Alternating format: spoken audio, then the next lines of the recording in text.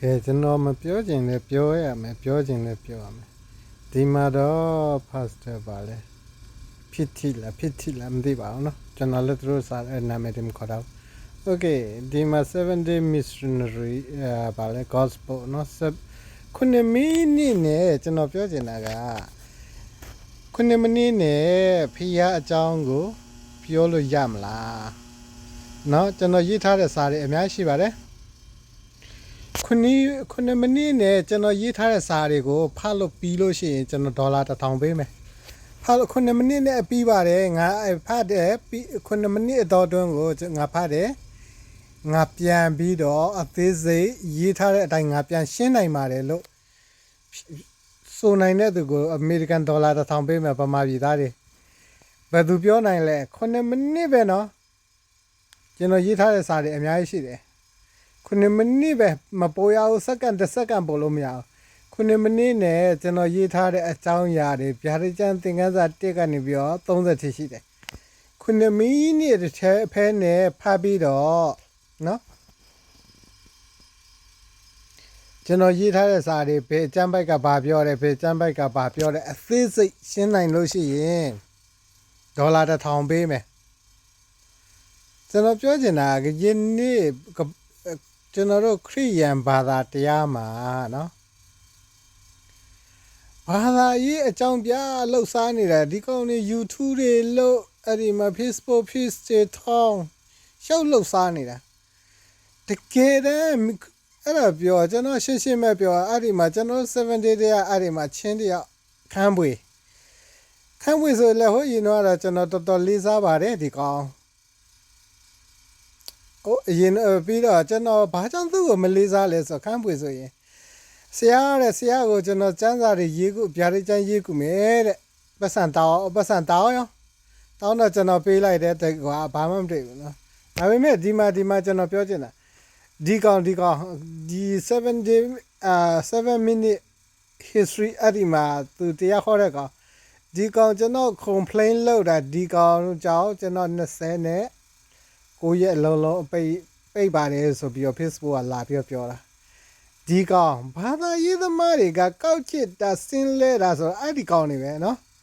ကျွန်တော်ကအမြဲတမ်းလှုပ်တာအဲ့လိုမျိုးဘာသာရေးသမားတွေပဲကောက်ချစ်တယ်ဆင်းလဲတယ်29ရဲ့လုံးကျွန်တော်ဘာမှ live တင်လို့မရဘူး live လွတ်လို့မရဘူးတဲ့เนาะပြောတာဘာဖြစ်လို့လဲဆိုတော့သူ့ကိုကျွန်တော်နောက်တော့ဗီဒီယိုထည့်ပေးမယ်ကျွန်တော်အဲ့ဒီဗီဒီယိုကနေပြီးတော့မင်းတို့ခရိယန်ဖြစ်ပြီးတော့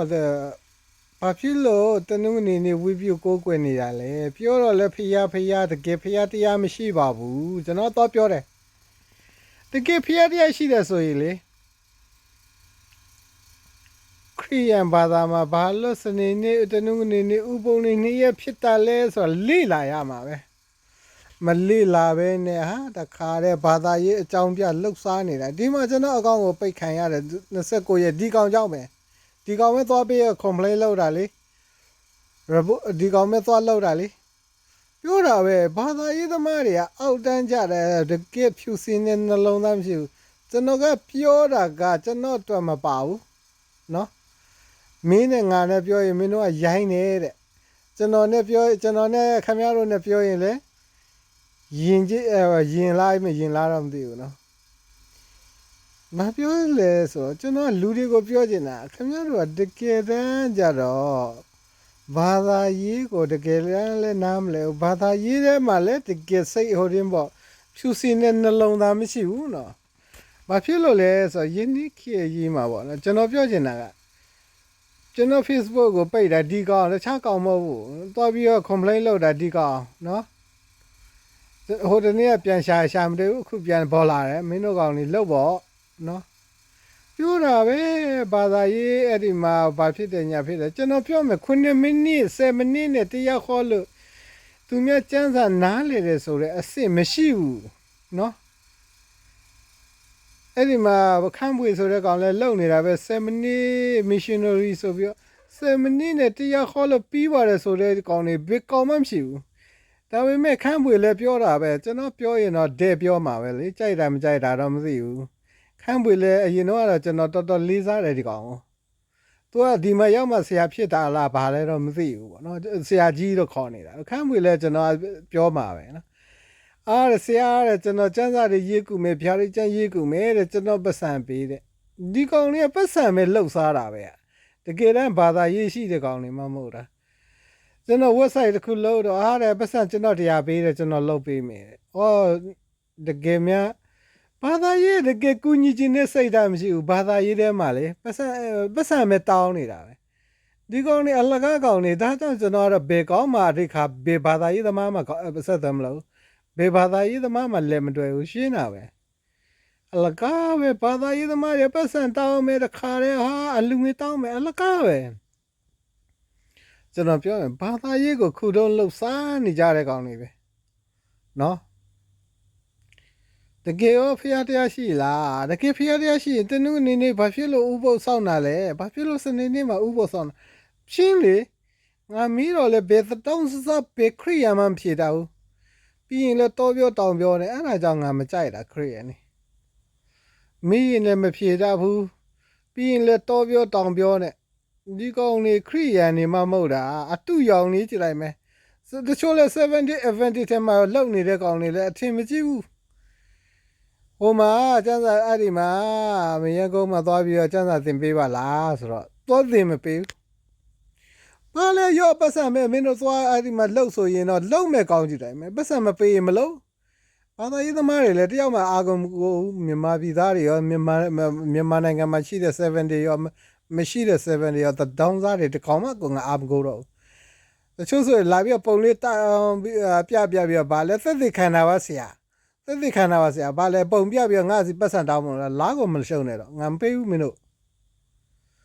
ဘာလဲမသိဘူးပုံလာပြတယ်ဘယ်မှာငါတို့သွားတဲ့ချောင်းသာမှာသွားချောင်းသာမှာသွားငါချောင်းသာလည်းမသိဘူးဘာမှမသိမင်းတို့မြန်မာနိုင်ငံထဲမှာလည်းငါ70ဖြစ်လာတာမဟုတ်ဘူးငါဘယ်သူမှလည်းဂရုမစိုက်ဘူးအဲ့ဒီမှာစံစာတင်ရင်တယောက်ရှိတယ်သွားတင်ပေးပါဘယ်မှာစံစာတင်ရင်တယောက်ရှိတယ်သွားတင်ပေးပါဘယ်တောင်းစားမှမသွားဘူးဒီနေ့လာပြီးတော့တောင်းစားတကောင်လာပြီးတော့ဟိုမနစ်ချင်းခံတဲ့သူတွေစရင်လာပေးတယ်ငါပါလဲအဲ့ဒါငါအပြပြီးတော့ဘာလို့ရမှာငါပါပေးဘာလုပ်ပေးရမှာပြောတာချအဖြေတာချငါအဲ့ဒါလိုမျိုးလာမလို့နဲ့ဘယ်ကောင်းမှကိုငါကယူမဆိုင်တော့ဘူးဘယ်ကောင်းနဲ့မှလည်းငါတော့မလို့မင်းတို့ကောင်နေဘာသာရေးလောက်တာဘာလောက်တာလည်းမသိဘူးအလကားတောင်းစားတွေလိန်ညာစားနေတာပဲဘာသာရေးခုတုံးလှုပ်စားနေတဲ့ကောင်လေးကြည့်မယ်ငါပြောမှာပဲငါတဲပဲပြောမှာမင်းတို့ကောင်တွေတကယ်ပဲချစ်ချင်းမြတ်တာလည်းမရှိဘူးကျင်လည်းအနာလည်းမရှိဘူးဘာမှကိုမရှိတယ်မင်းတို့ကပြောနေကြတာပဲခရိယန်ဘာသာရေးသမားတွေအလကားအတူရောင်နေတယ်မယ်ဘာမှကိုအကျိုးသုံးကြအောင်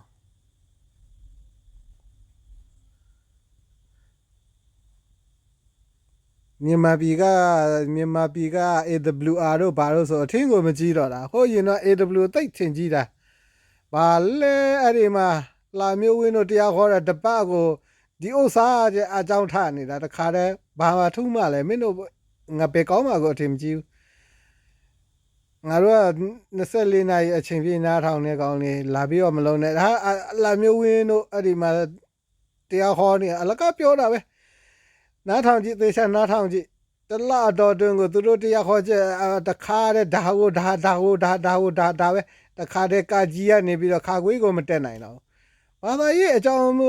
ပြလှုပ်ရှားနေကြတာပဲမြန်မာပြည်သားတွေရောရှိမြန်မာပြည်မှာရှိတဲ့ခရီးယန်တွေအပိုတွေပဲနော်you know ဆို AWR ဆိုသိအထင်ကြီးတာတကယ်သူတို့ဘာသာရေးလှုပ်တယ်မှဘယ်ဟုတ်မလဲအားထောင်ကြည့်လိုက်လာမျိုးဝင်းတို့အဲ့ဒီမှာတခါတည်းလှုပ်နေတာတရားဟောချက်ကိုတပတ်နှစ်ပတ်လောက်ရှိပြန်လွတ်ပြန်တပတ်နှစ်ပတ်လောက်ပြန်ရှိလွတ်ပြန်ပါလေကွာခရိယဘာသာရေးသမားဘာသာရေးသမားတွေဘာသာရေးအကြောင်းပြလှုပ်ရှားနေတာပဲဒီဟာဒါဆိုဒါပဲတခါတည်းဒီတရားဟောချက်ပဲပြန်လွတ်ဘာလှုပ်နေတာလဲမသိဘူးငါပြောရင်တော့ငါ့ကိုအဲ့လိုမျိုးပိတ်မယ်စိုးမယ်မင်းတို့ကောင်တွေလှုပ်တာမှမဟုတ်လားပြီးတော့အလူငွေပေးရလားအလူငွေလေးမပေးချင်ဘူးလားပေးမလားလုံနေတယ်မင်းတို့လှုပ်တဲ့အလုပ်ကဘာတွေလဲမှမသိဘူးပေးဦးငါဘယ်သူမှပေးဦးကိုယ်တိုင်လုံနိုင်လုံမယ်လုံမလုံနိုင်မလုပ်ဘူးဒါပဲရှိတယ်ငါငယ်ငယ်တည်းကအမေငါမိဘခရိယန်မဟုတ်ဘူးဗုဒ္ဓဘာသာ မင်းတို့ခရိယန်တွေလိန်စားတယ်ညာစားတယ်ပြီးတော့ချစ်ချင်းမြတ်တာမရှိဘူးလူမျိုးရေးပြောတာခရိယန်တွေပဲအဲ့ဒါပြောမြန်မာပြည်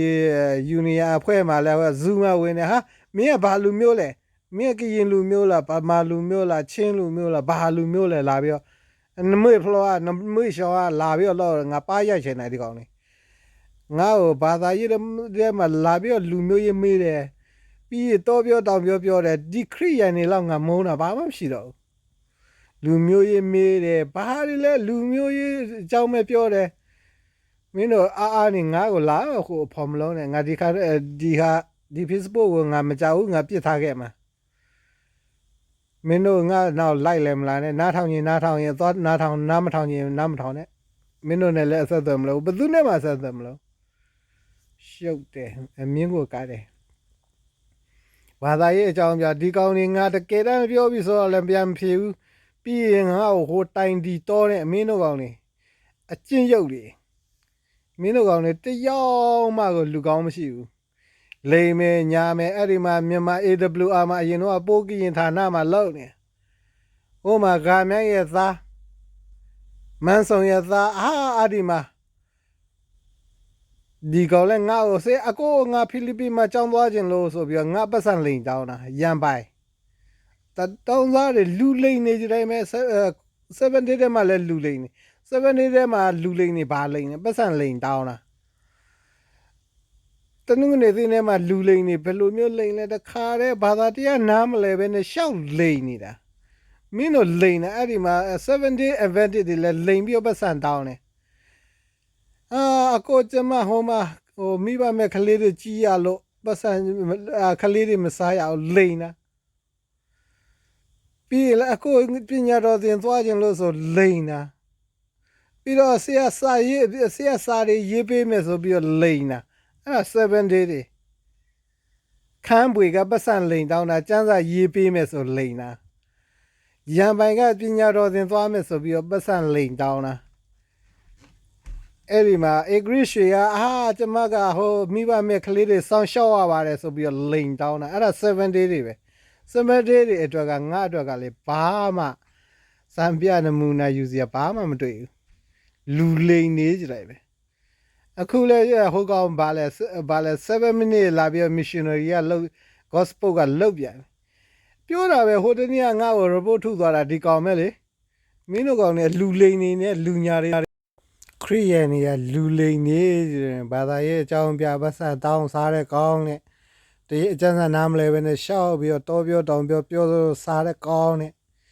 ဒီ 7 day missionary gospel ကကောင်ငါ့ကို report ထုတ်တာဒီကောင်ပဲလေ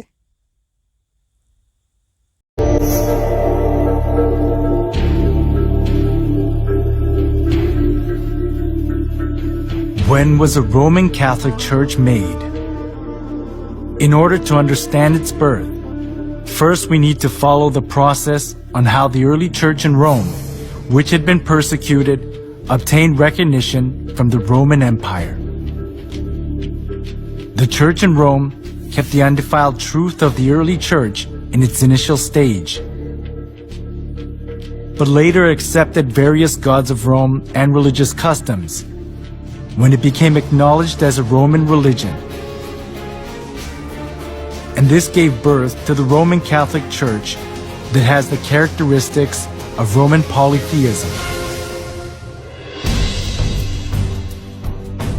The Apostle Paul preached the gospel of Christ to Palestine, Asia Minor, Greece, and finally in Rome.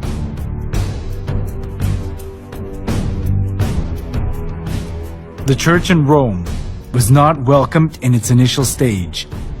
It was because of the monotheism of Christianity, and the polytheism of Rome conflicted with each other.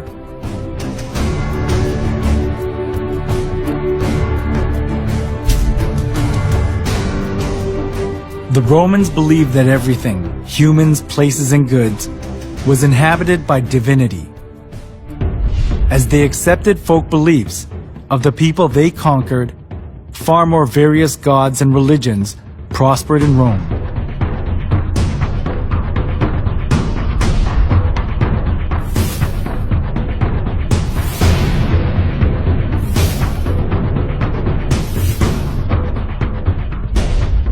Christian monotheism that appeared in this age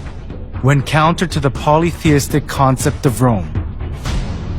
Especially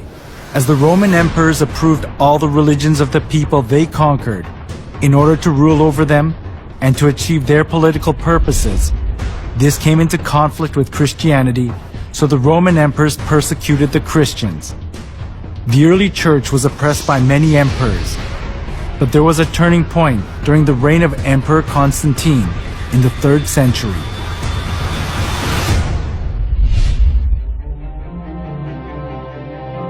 In 313, Emperor Constantine proclaimed the Edict of Milan. The edict approved Christianity as a legal religion of Rome and gave legal privileges and immunity from military duty and taxes to the Christian clergy.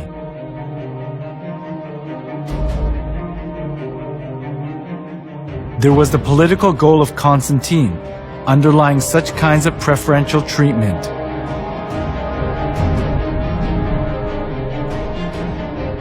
It was Mithraism, the sun worship religion, that was diffused throughout Rome. But all the Roman emperors deified themselves and enforced people to worship them. Some of the nobility were fascinated by the Egyptian mystery religion. So, Rome suffered from religious dissension within itself. At this, Constantine tried to make the best use of Christianity that had spread throughout the whole region of Rome, despite all sorts of persecution. This was because he thought that Christianity could solidify his empire. By approving Christianity as a national religion of Rome, Constantine tried to seek the unity of the Roman Empire under one religion.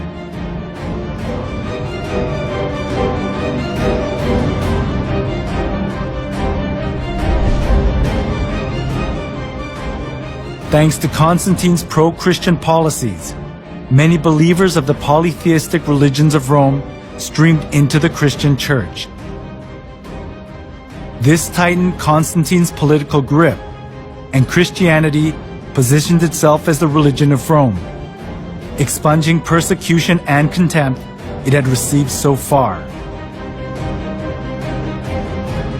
However, the indiscreet conversion they did without having any kind of understanding or faith, rather produced an adverse effect, the influx of pagan customs into the church.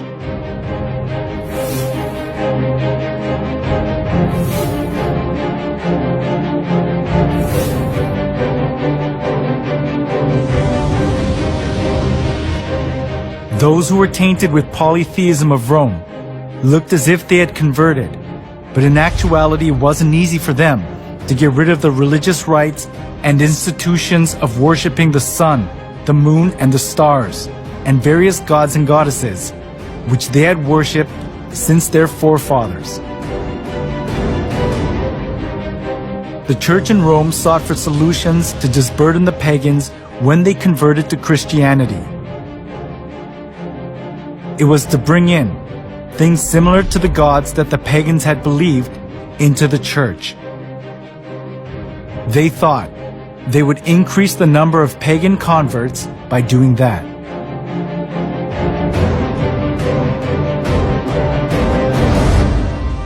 For the Christian bishops introduced, with but slight alterations into the Christian worship, those rites and institutions by which formerly the Greeks and Romans and others had manifested their piety and reverence towards their imaginary deities, supposing that the people would more readily embrace Christianity if they perceived the rites handed down to them from their fathers still existing unchanged among the Christians. The church in Rome that had been persecuted and despised wanted to put their roots down in Rome as an approved religion, even if they had to be mixed up with Roman polytheism. It was because they wanted to keep their faith in comfort, being freed from the extreme pain of persecution.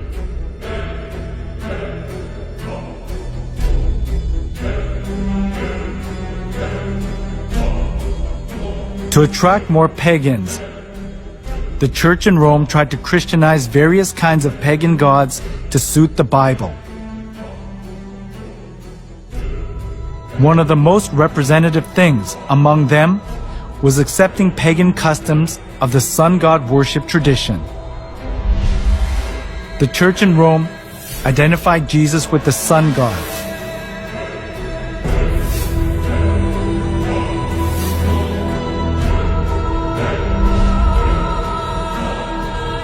Inside of the church was decorated with various kinds of sun images, and the idea to worship the sun was established as if it were the truth of the church.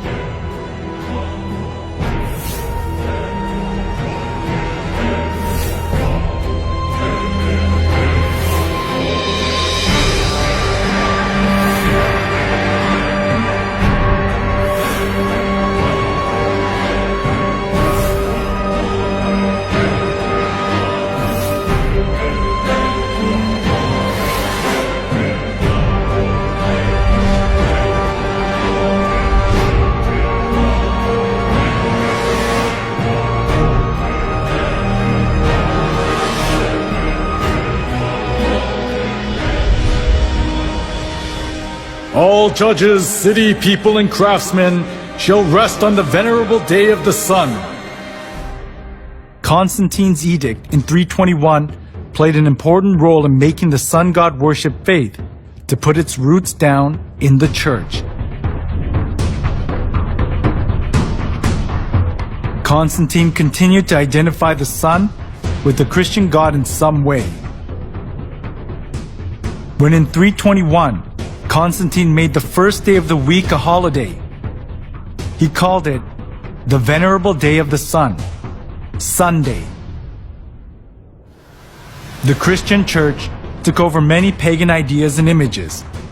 From sun worship, for example, came the celebration of Christ's birth on the 25th of December, the birthday of the sun. As the sun god worship mingled in with Christianity,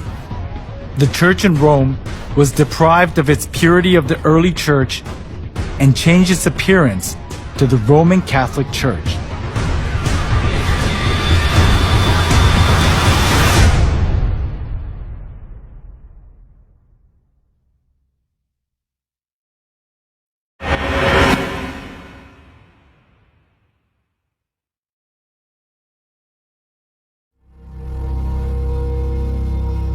Before the 3rd century, the church in Rome was one of many churches that were scattered all over the Roman Empire. The reason the church in Rome later became the head of all the churches of the world and dominated the Middle Ages was because it joined hands with Emperor Constantine. As a result of Constantine's pro-Christian policies, many people who believed pagan gods converted to Christianity. This consolidated Constantine's political position, and there was no need for the church in Rome to refuse the converts because it was a good opportunity to secure its religious position.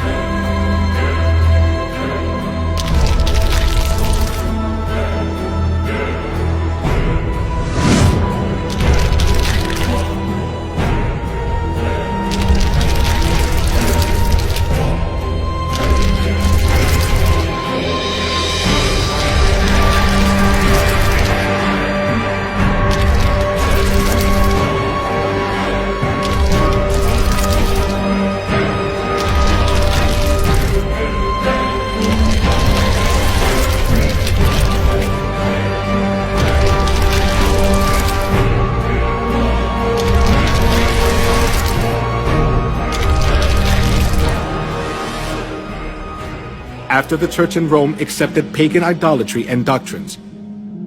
it was quickly secularized. During the Middle Ages, it was even hard to tell the difference between the church and the secular world. The Catholic Pope enthroned kings, and kings protected the Catholic Church. Opposing the Catholic Church itself was rebelling against one's own country.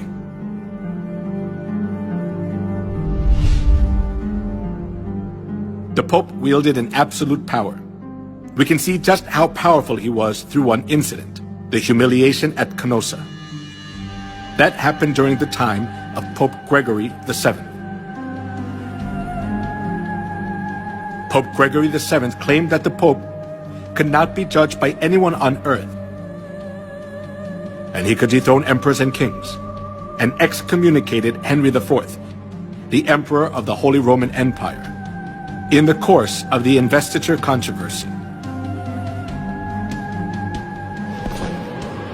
As Henry IV was faced with the crisis of being dethroned,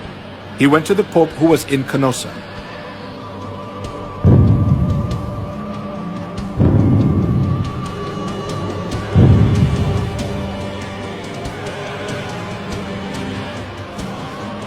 Barefoot, he knelt for 3 days in the snow, outside the castle of the Pope, and begged for his forgiveness. This is what is called the humiliation at Canossa incident. The Pope had so much authority that there was no one who was able to hold back the Church from abusing its power anywhere in Europe.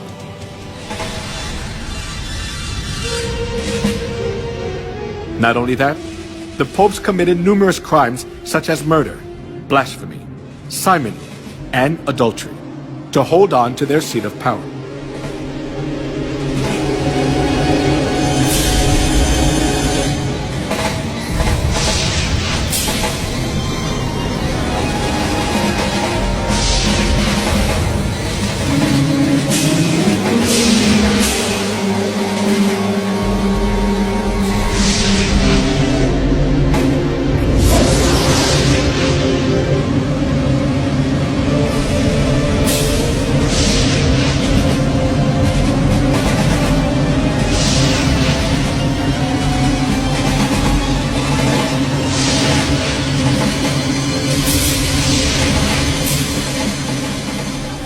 We cannot even fathom the evil deeds of the corrupt popes.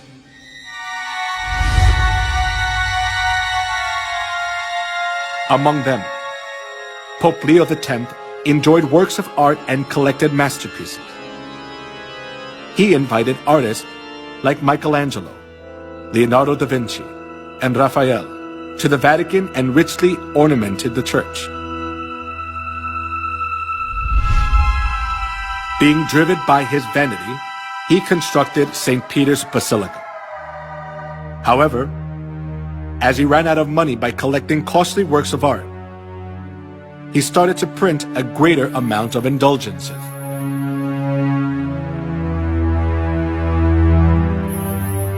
An indulgence is a certificate giving the forgiveness of sins. The Catholic priest propagated that people were guaranteed to enter the kingdom of heaven safer when they gave more money.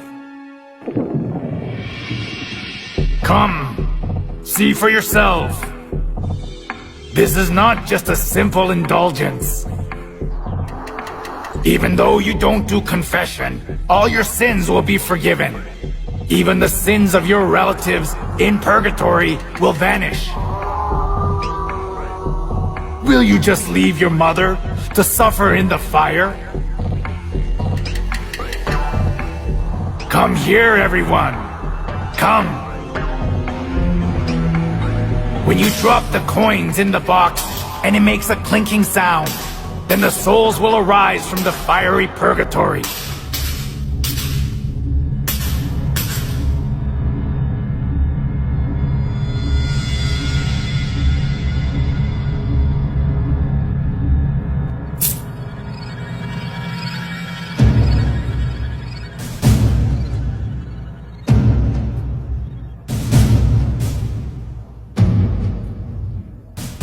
The sale of indulgence was one of the biggest businesses of the Catholic Church.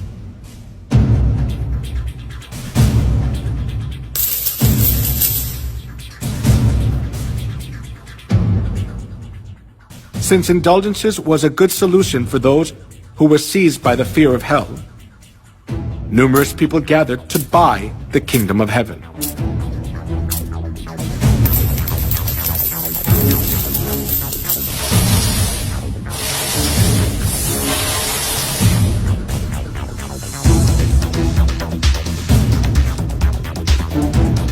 Giotto, the representative artist during medieval Europe, clearly shows the evils of indulgence in his work.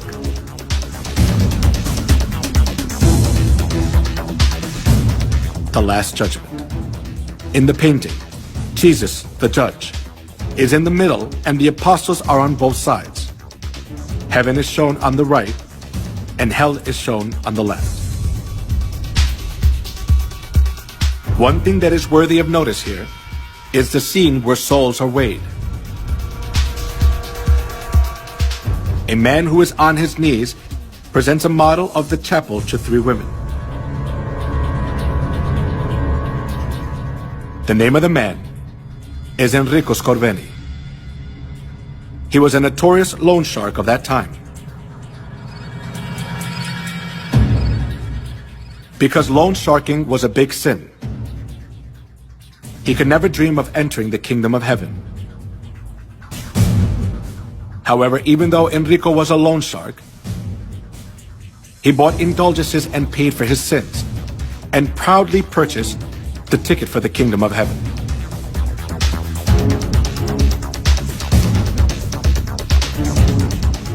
The Bible teaches that only God can forgive sins.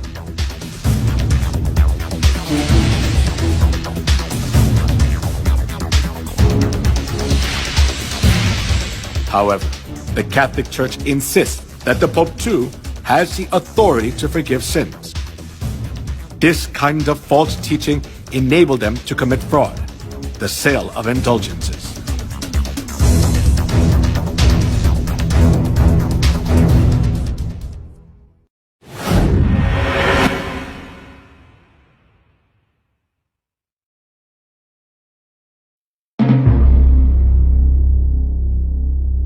The Inquisition,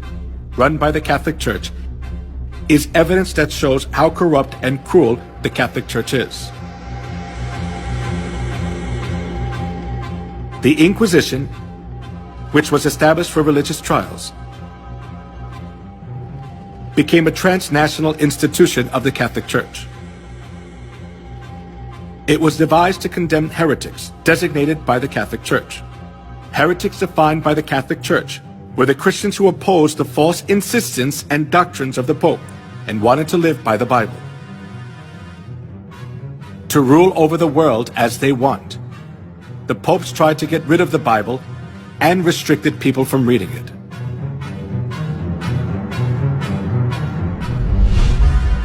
Pope Alexander III labeled those who read the Bible as heretics and commanded to confine Christians who were condemned as heretics to expropriate their property. Pope Innocent III instituted the Inquisition and launched crusades to combat heresy. Numerous Christians were killed and dispossessed of their properties.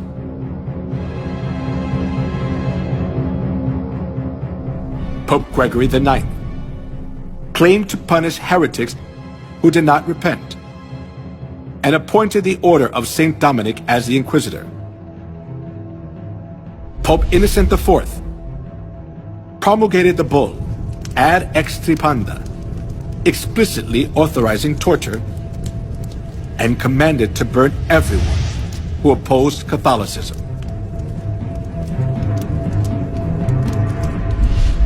Here is the salient religious trial of the century.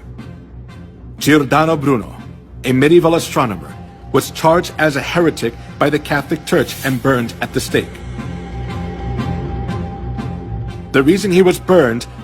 was that he denied the geocentric theory and insisted on the heliocentric theory. After that,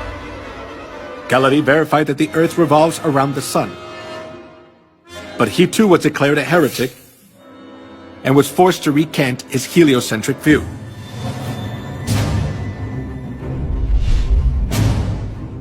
Joan of Arc, Maid of Orleans, who saved France from a crisis, was burned at the stake as a witch by the Inquisition. As years went by,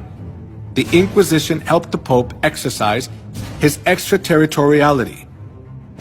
To stay in power, the Catholic Church accused those who stood against them of being heretics and eliminated them. If a person was charged of being a heretic once, he had no right to have counsel. He was severely tortured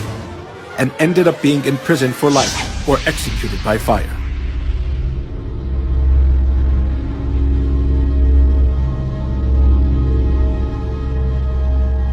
The Inquisition was the most infamous and devilish thing in human history.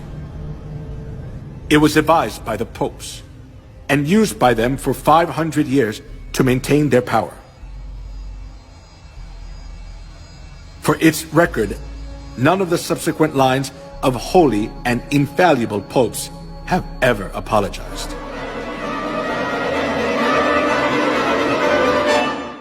He was given power to make war against the saints and to conquer them. Historians estimate that in the Middle Ages and early Reformation era, more than 50 million martyrs perished at the hands of the papacy. During the Dark Ages, 50 million innocent people were killed. In order to increase its wealth and power, the Catholic Church killed a great number of people. It is a distortion of history to call a murderer the apostle of peace. The Bible describes the crimes of the Catholic Church as below.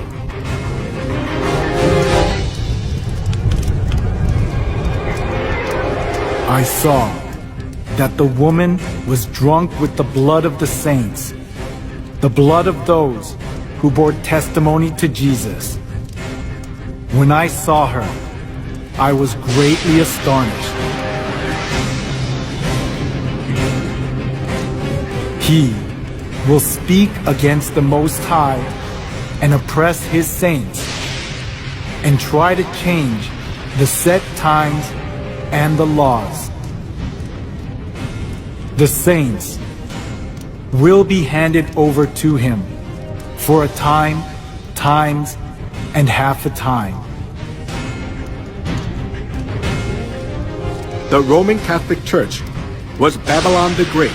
that ruthlessly killed innocent people who followed Jesus. The crimes of the Roman Catholic Church,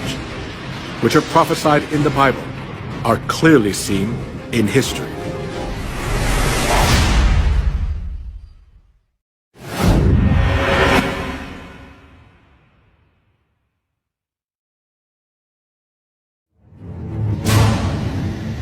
In the Museum of Torture Instruments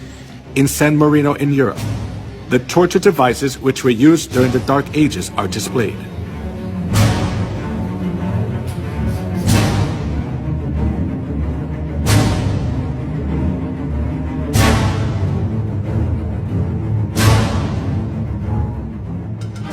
Iron Maiden.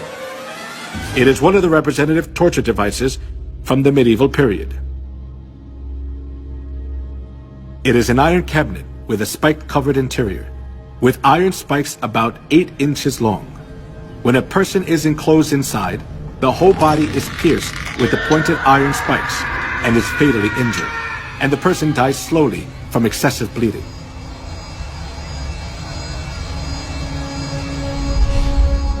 The torture device in the shape of a wheel was invented for execution. They tied a person around the wheel, then rolled it repeatedly over fire or spikes. They also bound the 4 limbs of a person on a wheel and crushed the bones using an iron bar or hammer. Then the person was thoroughly injured and died in pain, still bound to the wheel.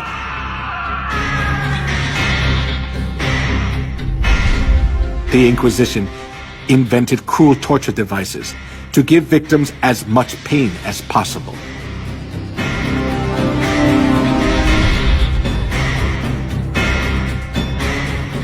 a torture device with sharp iron hooks to tear off a living person's skin.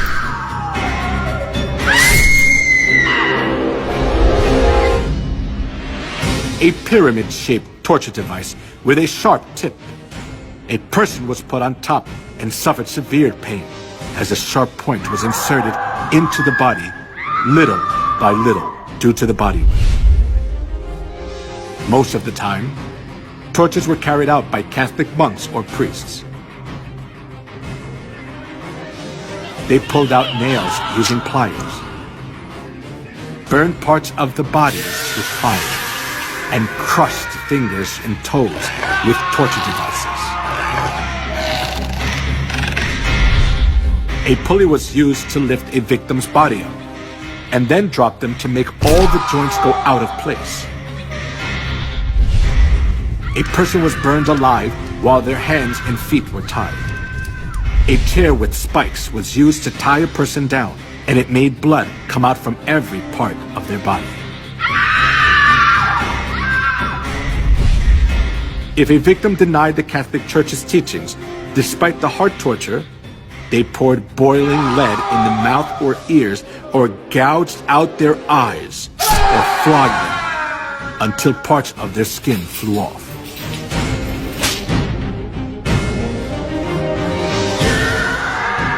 Sawing, slaying by sword and burning the victims alive. The Catholic priests enforced them to follow their teachings, holding the cross in front of them.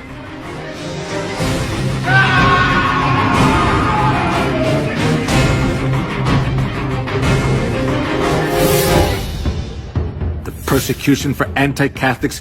continued as a large-scale massacre. In 1209, 6,000 were slain to death at Berthiers. And 1211, 100,000 Christians were massacred at Lavore. Though the massacre at Merindal, 500 women were locked in a room and burned to death. In the massacre of Orange in 1562, the Italian army sent by Pope Pius IV was commanded to slay men, women, and children. In 1572, approximately 100,000 people were massacred in Paris, France.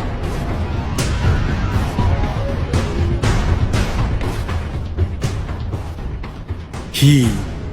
will speak against the Most High and oppress his saints. The saints will be handed over to him for a time, times, and half a time. As it was prophesied that the one who speaks against the Most High would make war against the saints and conquer them, over 50 million people were slaughtered during the Dark Ages.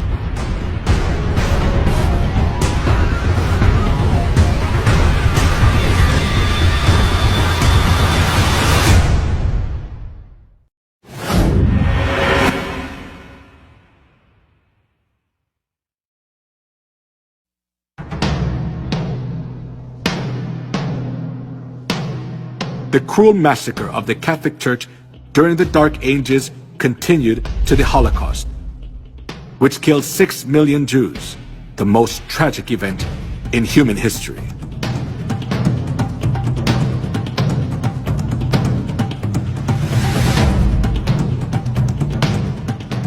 From 1933 to 1945, 6 million Jews, including 1.5 million children, were slaughtered in 15 European countries, such as Poland, Russia, Austria, Czechoslovakia, Hungary, France, Belgium, Luxembourg, Italy, Netherlands,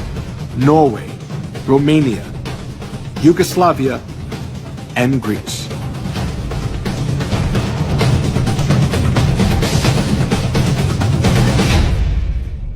All property of the Jews was confiscated. Women were dragged naked in public. They suffered from starvation, infectious diseases, confinement, and public execution. The Jews who survived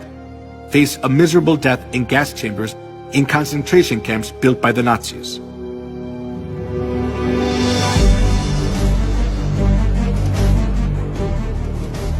When the gates of the concentration camps for the Jews were opened as World War II ended, the world was shocked.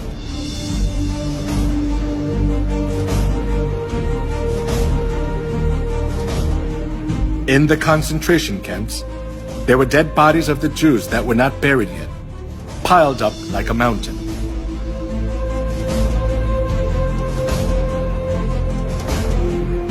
While Hitler massacred 6 million Jews under the pretext of ethnic cleansing, the Catholic Church publicly advocated Hitler's genocide of the Jews,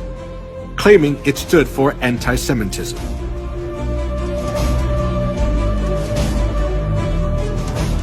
When the Nazis' genocide of the Jews reached its peak, Weissmandl, a Jewish rabbi, sent a letter to the Vatican to ask for help. He begged the Pope to save the innocent Jews, especially young children. 1.5 million out of 6 million Jews who were slaughtered were children. His plea was a desperate outcry. However, the reply he received from the papacy was not just heartless, but blood-curdling. There is no such thing as the innocent blood of Jewish children. All Jewish blood is guilty, and the Jews must die, because that is their punishment for that sin. The Catholic Church was always hostile to the Jews for the reason that they had killed Christ. And they committed countless murders under the pretext that they were punishing the Jews on behalf of God. This kind of attitude of the Catholic Church greatly affected Hitler, who was Catholic. Dann wird das Ergebnis nicht die Bolschewisierung der Erde und damit der Sieg des Judentums sein, sondern die Vernichtung der jüdischen Rasse in Europa.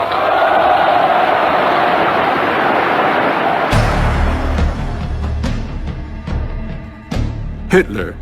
was a fervent Catholic. The reason Hitler extremely hated the Jews was from the historical experience of the Catholic Church, which had treated the true Christians and the Jews mercilessly for 1600 years. For this reason, Hitler was able to commit the Holocaust, sending 6 million Jews to gas chambers without hesitation.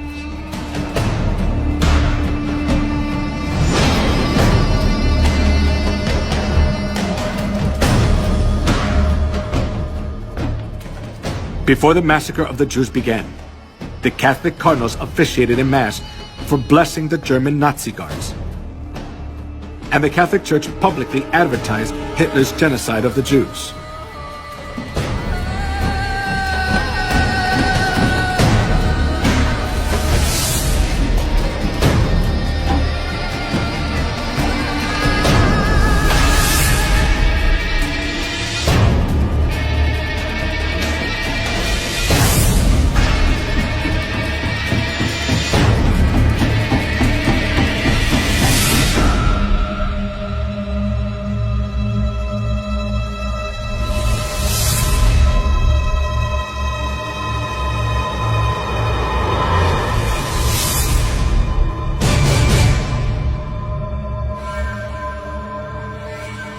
The Catholic Church has committed crimes against humanity for centuries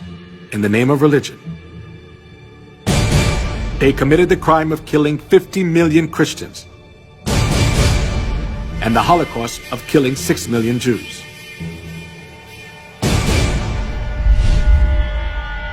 The traces of the massacre of the Jews still remain at the Auschwitz concentration camp in Poland. The pictures of the Jews and their belongings are displayed in the concentration camp, showing how the Jews were mistreated, cursed, and insulted.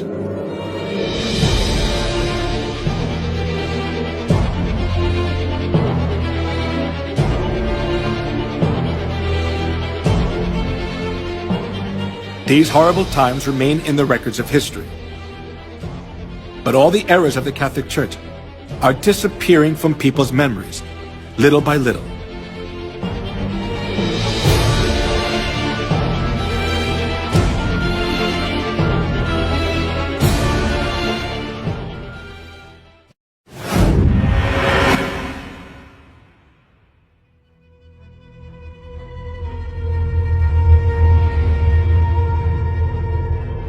As the 21st century began,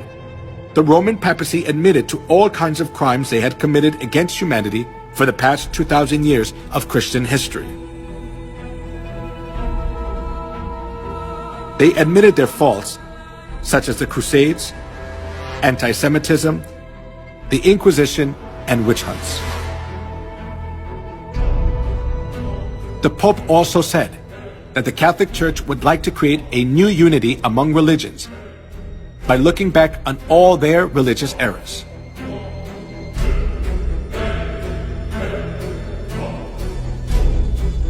However, can all the errors of the Catholic Church be forgiven by just admitting to all the crimes they committed against humanity in the past?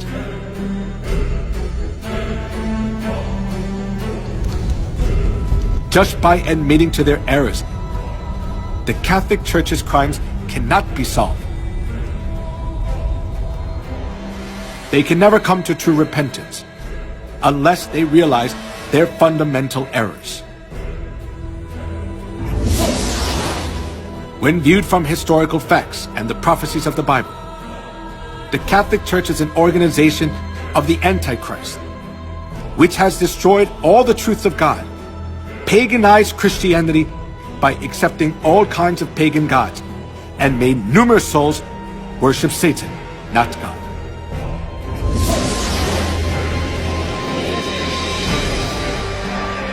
Not being content with their crime of killing cruelly whoever was against them for the past 2,000 years of Christian history, the Catholic Church is still committing a crime of driving countless souls to death. Therefore, admitting their crimes, which have already been revealed through history without having fundamental repentance, is only a crafty trick of the Catholic Church to pull the wool over people's eyes.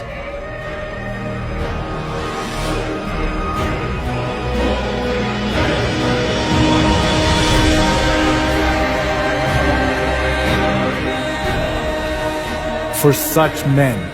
are false apostles, deceitful workmen, masquerading as apostles of Christ.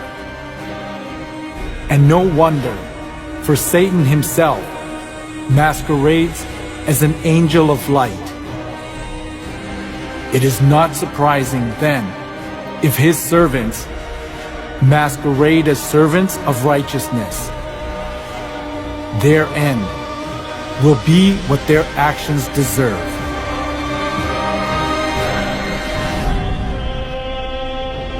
In human history,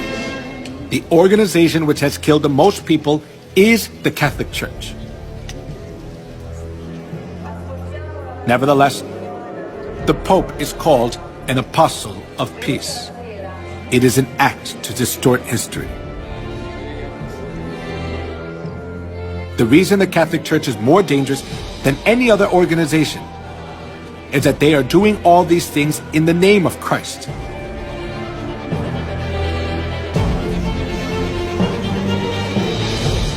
However, now the Catholic Church is revealing its detestable and hideous reality. In terms of declining congregations, but more profoundly to do with the paedophile sex scandal that has rocked the church for more than 10 years. We've been looking into one particular case involving... Incredible. One former priest said that, perhaps 50% of priests who enter the priesthood may be gay. I talked to a long...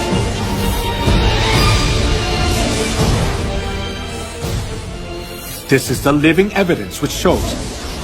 that Babylon the Great is falling apart, being judged by God's wrath, as it has been prophesied in the Bible.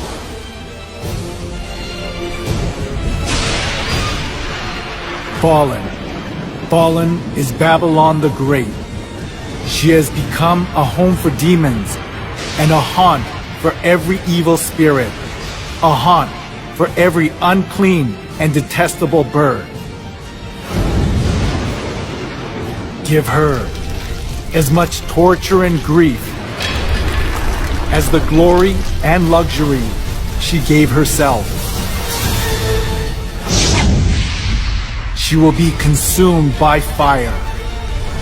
For mighty is the Lord God who judges her.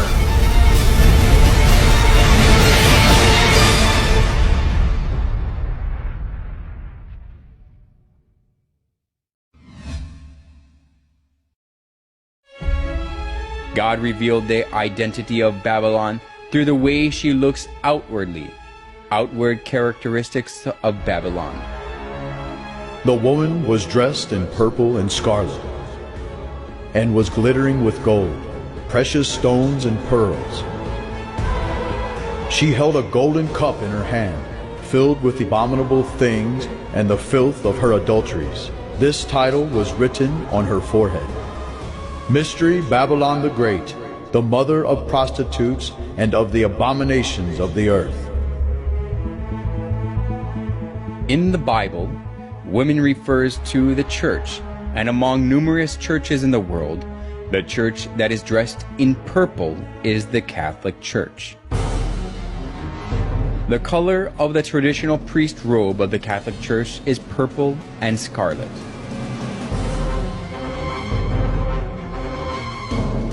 We can also confirm that the church that decorates its interior and worship utensils with gold, precious stones, and pearls is the Catholic Church. And in addition, it is only the Catholic Church that give Mass holding the golden cup, true to the words, "She held a golden cup in her hand."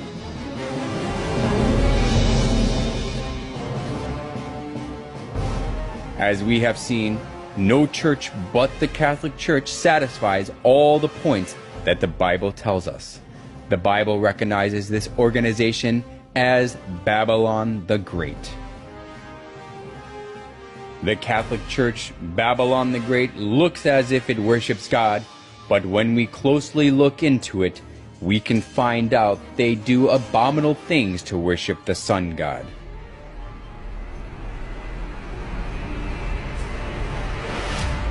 The Roman Catholic Church disguises itself as an angel of light, but it craftily introduced the customs of detestable idolatry and the sun worship of ancient Babylon.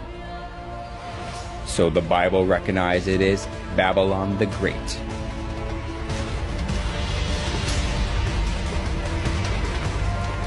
Then does the Bible call only the Roman Catholic Church Babylon?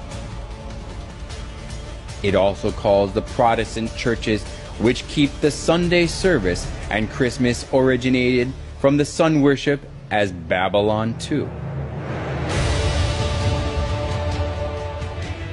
This title was written on her forehead: Mystery Babylon the Great, the mother of prostitutes and of the abominations of the earth.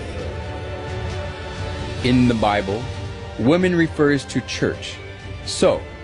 a prostitute means a false church that practices lawlessness. The Bible tells us that Babylon the Great, which is expressed as the mother of prostitutes, is the Catholic Church and the Protestant churches. Small prostitutes that come from the Catholic Church are small Babylons. The Catholic Church, which leads the whole world astray as the mother of prostitutes, is proud of itself as the mother church that gives birth to all Protestant churches. The Catholic Church is the continuation of the Incarnation and the prolongation in time and space of the Redemption. It is the mother church of all Christendom. The Bible also recorded about the abominable behavior of the prostitute who leads the whole world astray. The kings of the earth committed adultery with her, and the merchants of the earth grew rich from her excessive luxuries. Babylon the Great and small Babylons, which changed God's set times and laws, oppressed God's saints. The Bible prophesies that God's rage will judge them in the end. After this, I saw another angel coming down from heaven. He had great authority, and the earth was illuminated by his splendor. With a mighty voice he shouted, "Fallen, fallen is Babylon the Great."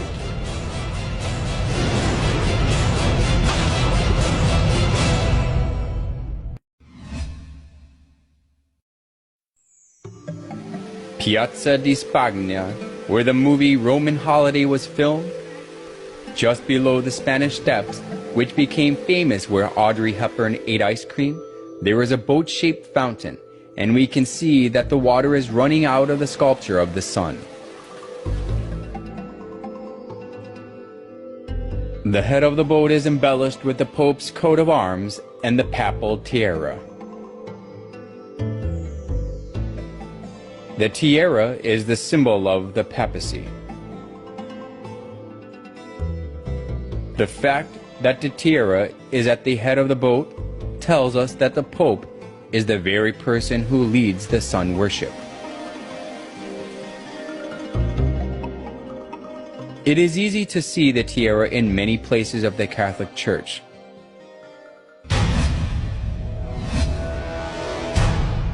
There is a secret hidden in the papal tiara. Through this we can also find the identity of the Roman Catholic. The triple tiara is the liturgical crown of the Pope,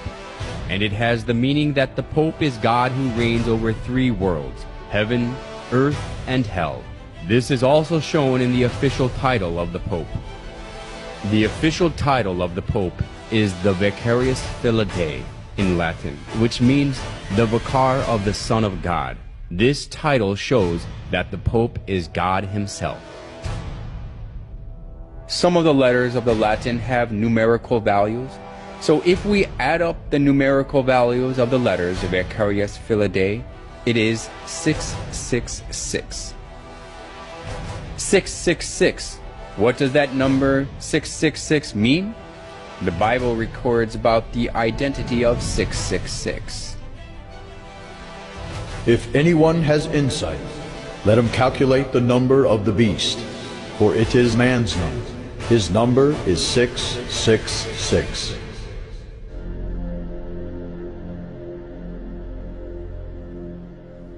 Every reformer, without exception, spoke of the papacy as the Antichrist. The 666 is a figurative number, telling us the identity of Satan who stands against God. The prophecy of the Bible and the religious reformers with one voice clarifies that 666 and the beast refer to the Pope or the papacy that stands against God. Through the title of the Pope and the respectful treatment he receives, we can confirm again that the papacy stands against God. The Catholic Church calls the Pope God of the earth.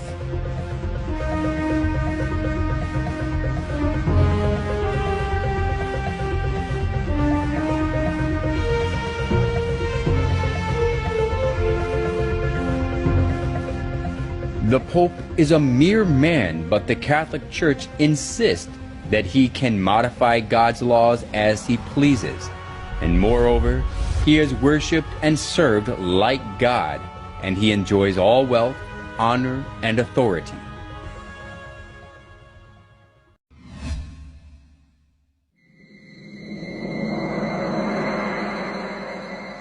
The obelisk standing in the center of St. Peter's Square is closely related to sun worship.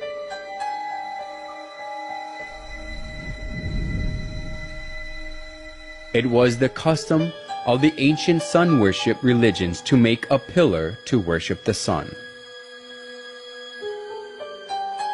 Obelisk, was set up at a temple or tomb as a monument to worship the sun god.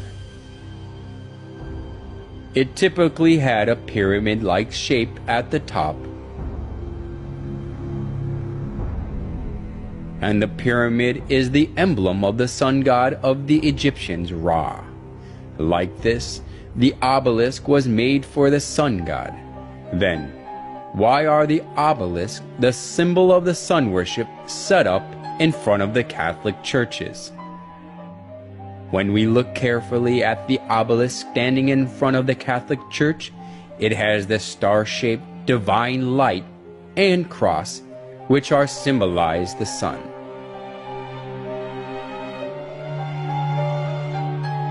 Just as the obelisk is the symbol of sun worship, the cross on top is also the symbol of sun worship, which originated from Babylon.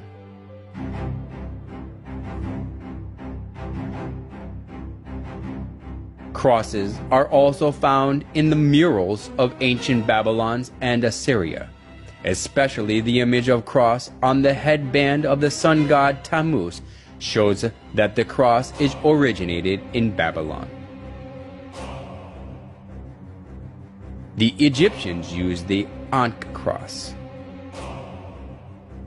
The shape of the cross made of two wooden poles, which the church started to use, came from the ancient Chaldean region. In the Chaldean Empire, the adjacent regions, including Egypt, the cross was used as a symbol of Tammuz. So, it is certain that the cross was made to worship the sun god.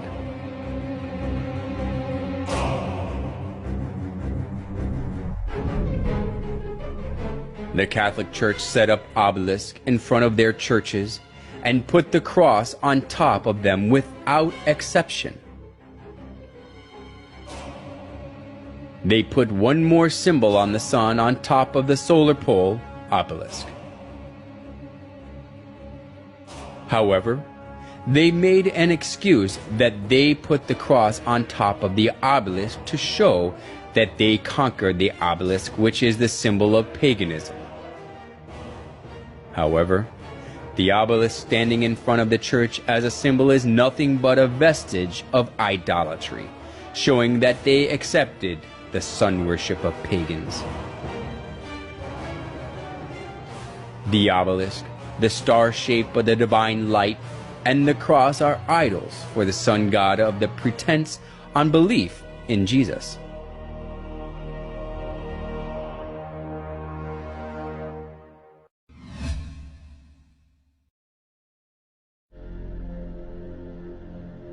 The Pantheon is the oldest monument still standing in Rome.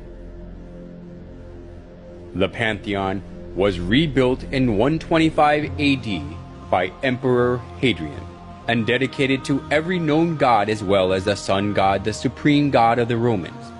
Then Pope Boniface IV converted it into a Catholic church. The Pantheon, which once was the temple for the sun god but is now used as a Catholic church, is famous for its domed roof.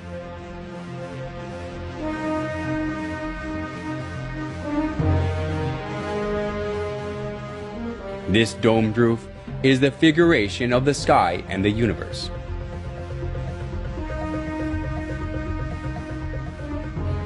In the center of the dome, there is the oculus, a round opening with a diameter of 27 feet. The sunlight from the oculus is reminiscent of the round sun in the sky. The sunlight coming through the oculus lightens the inside of the church, and it creates an effect of the presence of the sun in the church.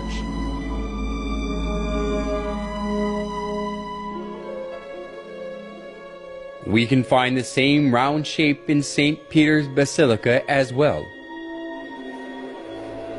When we look up at the ceiling of St. Peter's Basilica, there is a circle like the sun at the center, and its shape looks like sunlight spreading from the circle. This kind of circular shape can be found not only in St. Peter's Basilica, but on the ceilings of most Catholic churches. Various forms of circle, which embody the sun, prove that the Catholic Church worships the sun.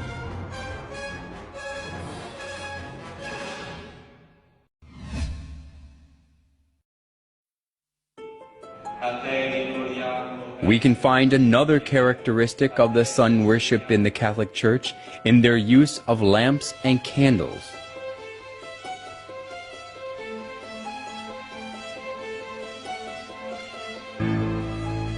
Even in the daytime, they light lamps and candles on the altar.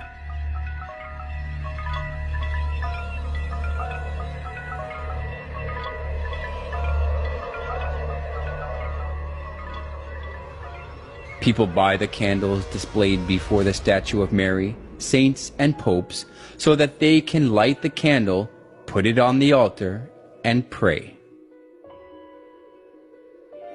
When starting the Mass or marching in procession after the Mass, the priest carrying the candle is always at the front.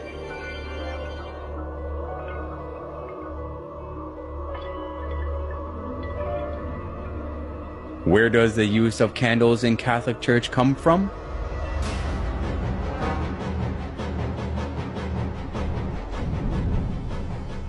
Historian Alexander Hislop says that the use of candles in the Catholic Church comes from pagan rites. The use of these lamps and tapers comes from the same source as all the rest of the papal superstition. For so, according to the established rites of Zoroaster, was the sun god worshipped. In the pagan processions also at Rome, the wax candles largely figured, accompanied by crowds of all sorts that were initiated in the same religion, all with flame bow or wax candles in their hands. In the Molucca Islands, wax tapers are used in the worship of Nito, or devil, whom these islanders adore. Catholic scholars also admit that the use of candles in the Catholic Church came from paganism. We need not shrink from admitting that candles, like incense and lustral water, were commonly employed in pagan worship and in the rites paid to the dead. We must not forget that most of these adjuncts to worship were not identified with any idolatrous cult in particular. They were common to almost all cults.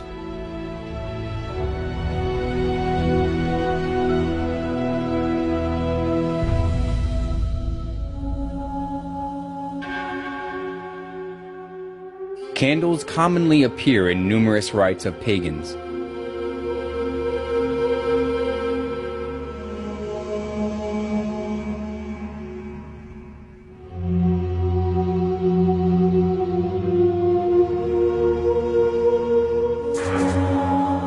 And it proves that the use of candles in the Catholic Church comes from sun worship.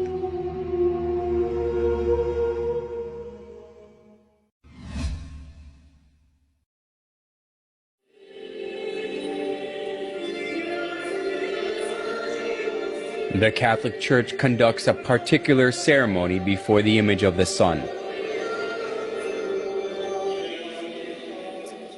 Watching their Mass, we can find out that it is closely related to sun worship. At the altar that has the image of the sun, the priest lifts up the round bread. They call it elevation and insist that they offer the bread to God. However, offering the round bread which takes after the image of the sun, and regarding the round bread as the sun god, has existed in the sun worship of paganism. The pillar found in excavations of the Canaanite city of Hazar shows the ceremony of raising the sun disk with both hands in praise. The Egyptians also worshipped the sun, lifting the sun up with both their hands. Is it coincidence that the custom of the sun worship of the pagans and the liturgy of the Catholic Church are the same?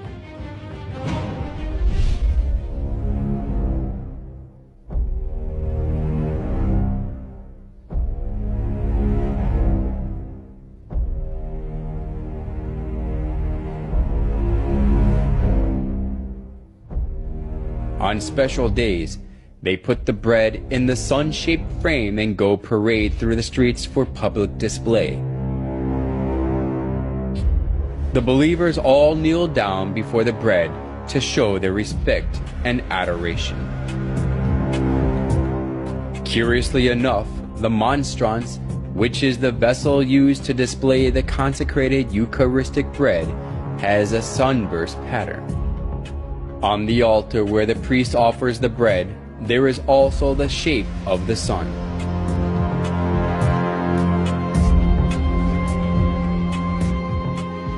By offering the bread in the sunburst pattern, they worship the sun.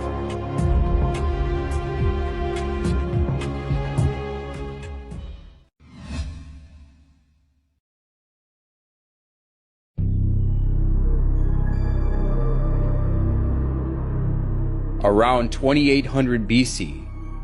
there lived a hunter named Nimrod in Babylon, which was located between the Tigris and the Euphrates rivers. Whenever wild animals threatened the people, he protected them with his power.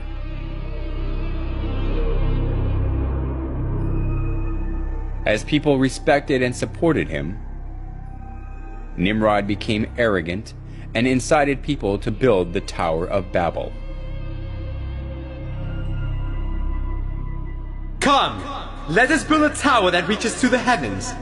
Let us make a name for ourselves and not be scattered over the face of the whole earth.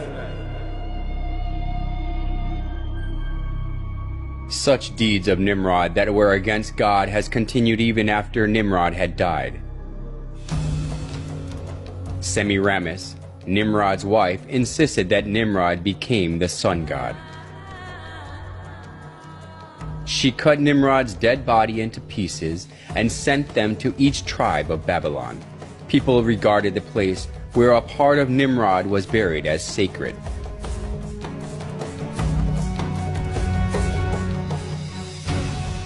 She also claimed that Nimrod was reincarnated as her son. The sun god Nimrod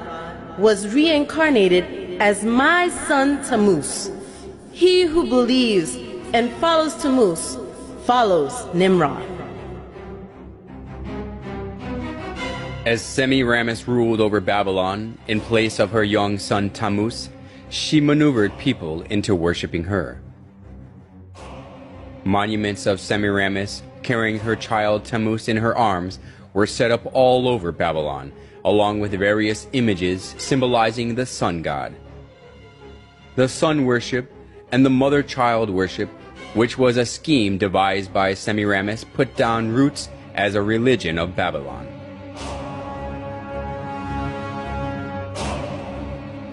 Idolatry stemmed from Babylon, spread to many countries after the Tower of Babel collapsed. It is because when the Babylonians were scattered over the whole world, they brought the sun worship and the mother-child worship. The sun worship and the mother-child worship were assimilated into the cultures and religions of many countries, and they came to have various forms and names.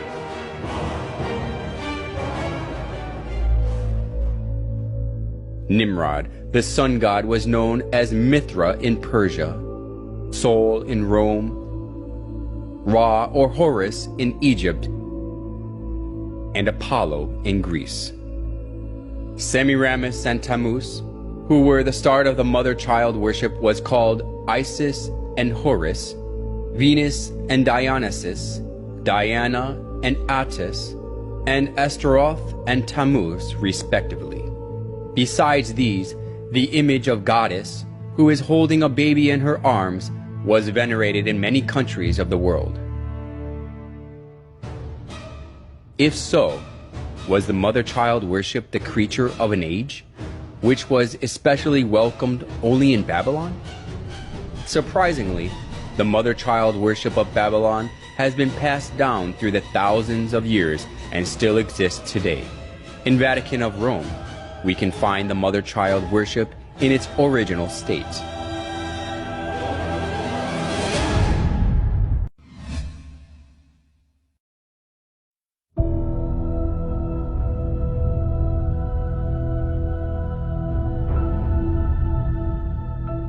the statue of Virgin Mary with baby Jesus stands in the eye-catching place in the Catholic Church, whether it is a big cathedral or a chapel in a small town.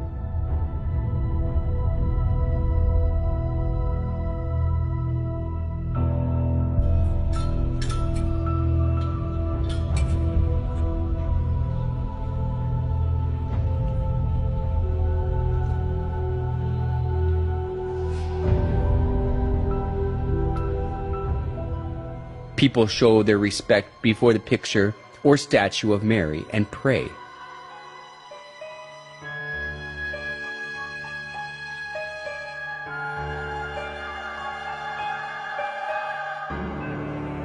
Even the Pope prays before Mary with his head lowered.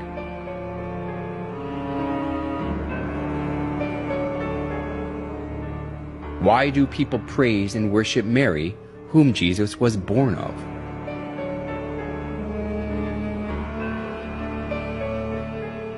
A famous Catholic bishop and writer, Alphonsus Liguori, explained in his writings that it is far effective to pray to Mary than to Christ.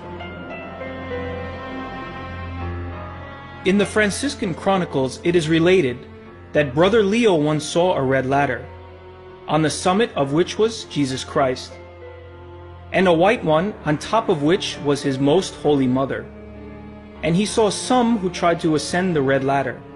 and they mounted a few steps and fell. They tried again and again fell. They were then advised to go and try the white ladder, and by that one they easily ascended. For our Blessed Lady stretched out her hand and helped them, so they got safely to heaven. The story, which was made by the exuberant imagination, sounded plausible.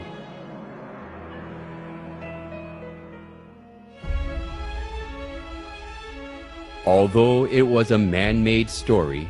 Pope Gregory XVI canonized Liguori as a saint, and Pope Pius IX declared him a doctor of the Catholic Church.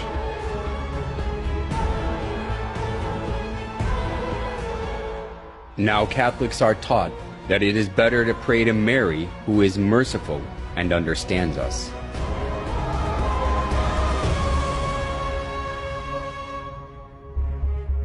We must never go to our Lord Jesus except through Mary, using her intercession and good standing with Him.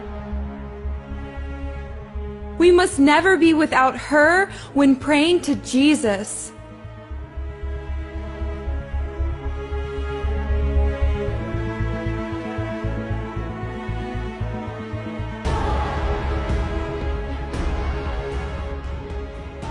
The plausible logic that Jesus cannot refuse Mary's request because she is his mother is shown well even through the image of Mary and baby Jesus.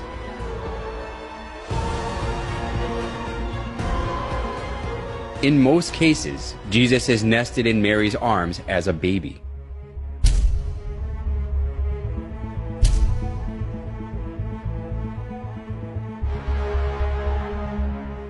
This downgrades Jesus to a little baby who is always dependent on Mary and lets people think that he can do nothing without Mary.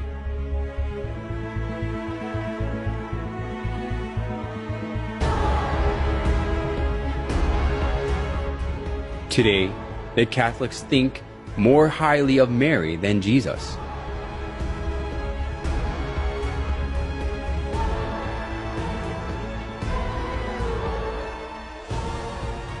They call Mary the Mother of God, which implies that she is above God.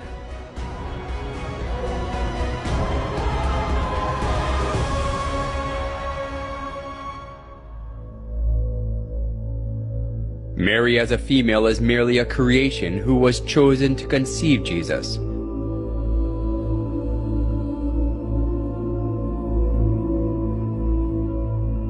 How ridiculous it is for a creation to be called the Mother of God, because God used her womb to be born in the earth.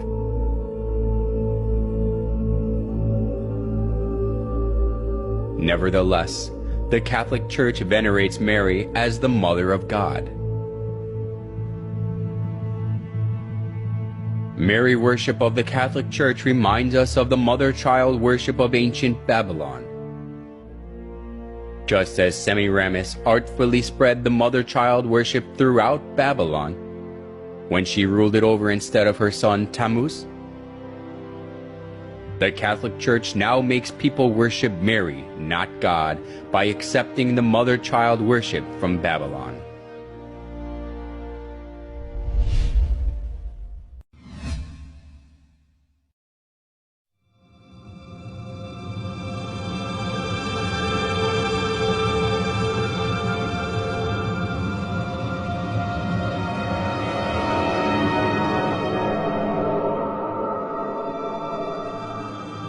The Catholic Church regards it a great honor to keep the remains of the popes or saints in the church.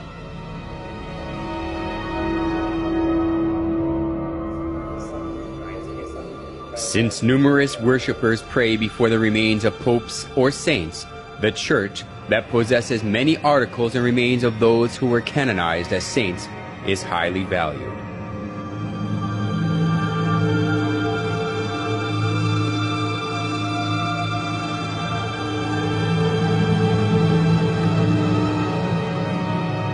St. Mark's Basilica in Italy is said to have the remains of Mark.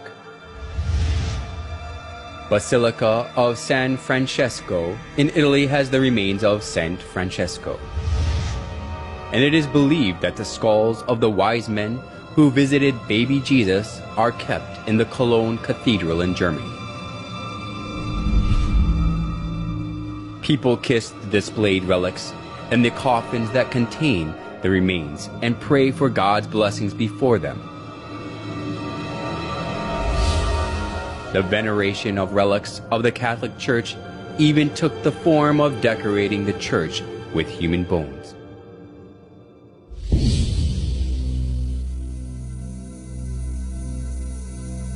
The Church of Santa Maria della Concesione contains the skulls and the skeletons of monks.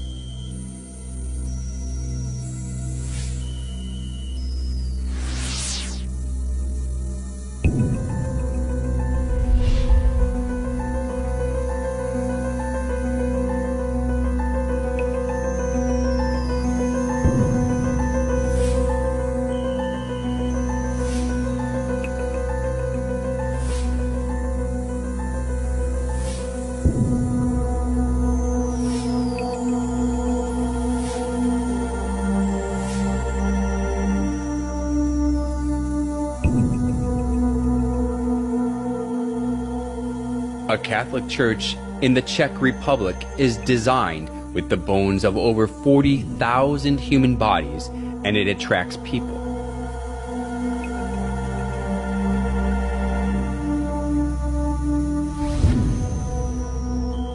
The crypt of the Church of St. Francis in Lima, Peru, retains the remains of tens of thousands of people.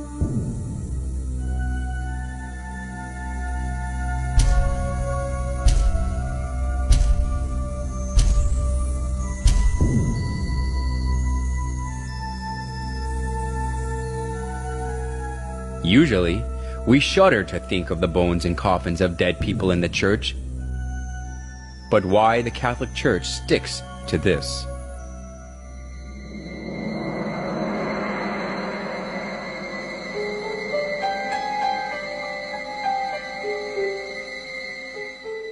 You will find that Catholics are encouraged to honor the saints by imitating their holy lives, by asking them to pray to God for us, and by showing respect for their remains, their images, and the like.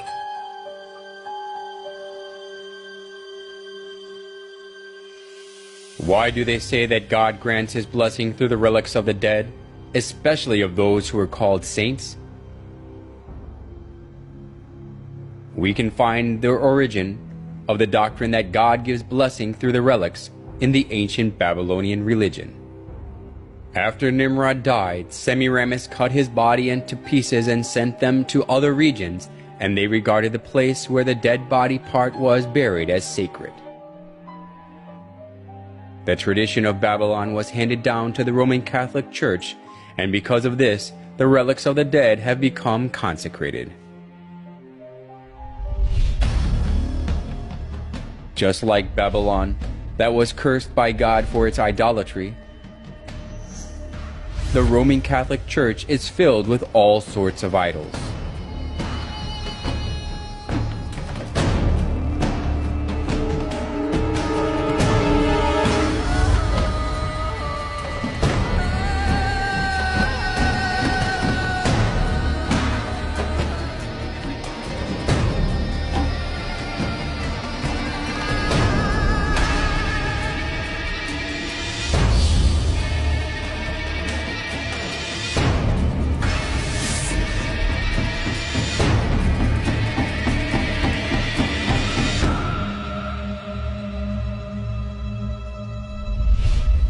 In the name of God, the Catholic Church lures many souls into worshiping idols, not God.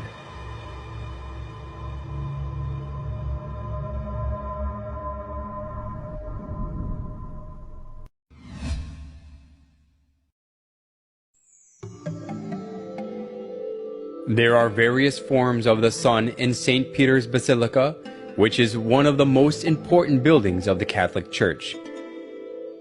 The sun disk is around the head of the statue of Peter, and the image of the sun is inscribed above his head. Including the image of the sun glittering with gold in the center of the basilica, we can find various sizes of the sun image beneath the high altar and every spiral columns.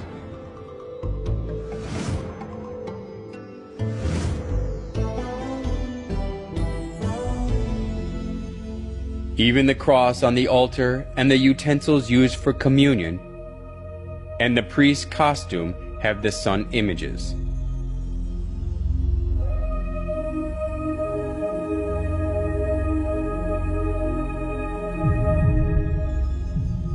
In every place of the Catholic Church, we can find the sun images in various sizes and forms.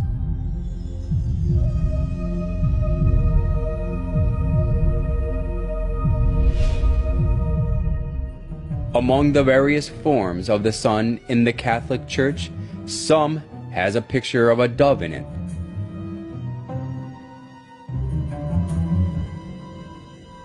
What relationship is there between the shape of the bird and the sun worship? In the ancient religion of sun worship, the sun god used to be depicted as a bird. The sun god depicted as a bird was originated in Egypt and spread to Rome.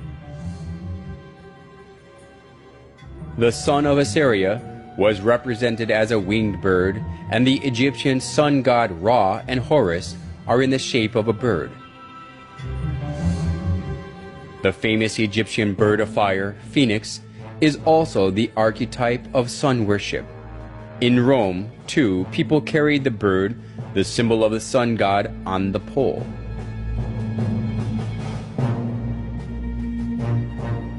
Then why does the high altar in St. Peter's Basilica have the image of the sun with the bird in it?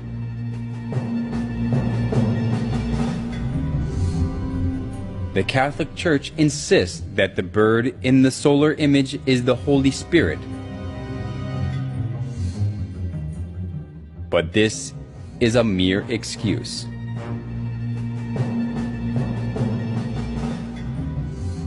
When we trace back the customs of sun worship, the bird is the winged sun god that the sun worshippers served. Offering the bread and wine to the image of the bird is not offering them to the Holy Spirit, but to the sun god.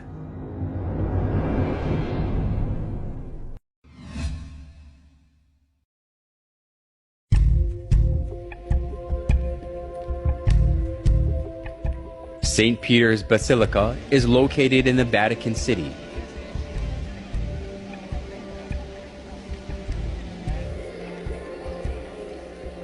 The bronze statue of St. Peter always attracts many tourists.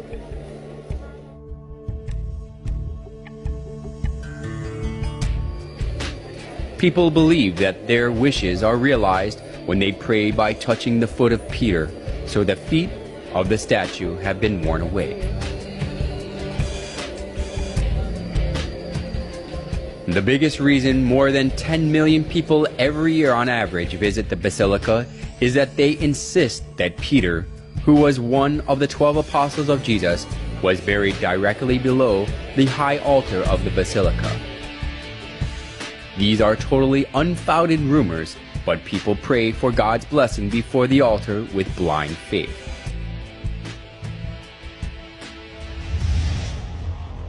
They even teach people that they can have help,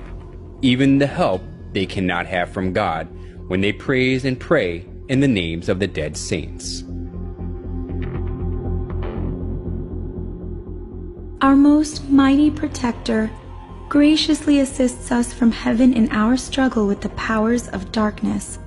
And just as you once saved the child Jesus from mortal danger, so now defend God's holy church from the snares of her enemies and from all adversity. Surprisingly enough, hygielatry also has its origins in Babylon.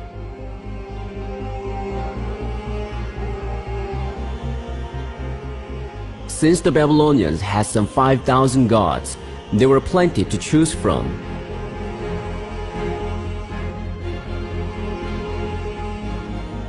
Every month and every day of the month was under the protection of a particular divinity. In ancient Babylon, the roles of gods were divided by people's problems and occupations, so the people worshiped their certain gods associated with their needs.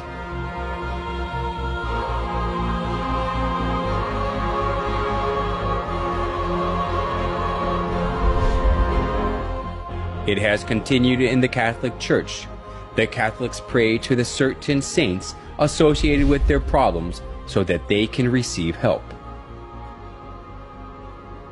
Just as we go to see different doctors according to the kinds of diseases, the Catholics go to different saints according to their needs. Just as they downgraded Jesus as a little child who depends on Mary through Mary worship, hygielatry also deceived people to think that Jesus is weaker than the dead saints, so he cannot give them help.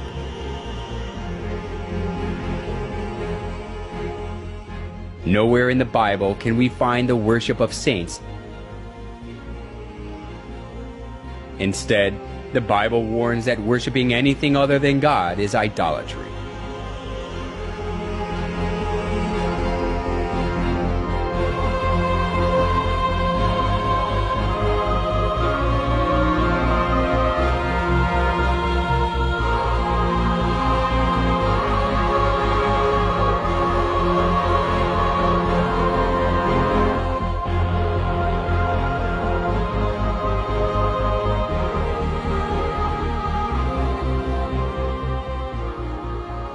The Catholic Church even deleted the second commandment of the 10 Commandments so that they can worship the saints.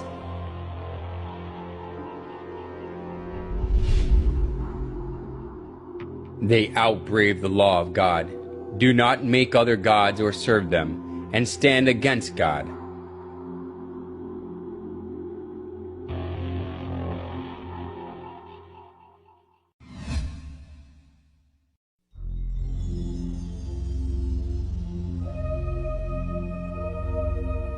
In St. Peter's Square as well, the image of the sun is skillfully hidden. In a round circle of the square, there is a cross with an X through it. It looks exactly like the symbol of the Babylonian sun god Shamash. The Babylonians called the sun god Shamash, and his symbol is the cross with an X through it. So we can easily notice that St. Peter's Square is modeled on the symbol of the Babylonian sun god Shamash. It even has one more circle inside it, just like the symbol of Shamash. The Babylonian sun god Shamash also appears in the image of a wheel. The ancient sun worshippers believed that the sun god rides the chariot, and they regarded the wheel of the chariot as the sun. To our surprise, St. Peter's Square has the shape of a wheel. The obelisk in the middle of the square is an axle. The square itself is the wheel. We can notice that St. Peter's Square is also the figuration of the sun.